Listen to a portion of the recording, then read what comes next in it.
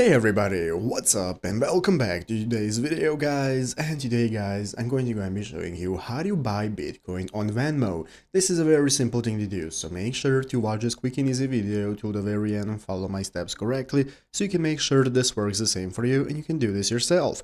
But yeah guys, so let's get straight into it. So first thing what we need to do is to go ahead and open up the official Venmo application. So if you're on your PC, you're going to go to venmo.com. On your mobile phone, just go ahead and download the Venmo application and open it up. So after opening it up, now we can get started. The first thing we need to do is to log into our account. So if you do not already have a Venmo account, what you can do is register for one. To get an account, just click the Get Venmo option right here, or on your mobile phone, just continue with your phone number. This is going to enable you to create an account. So after logging in, you'll be greeted by the home page. So your home page is going to look something like this.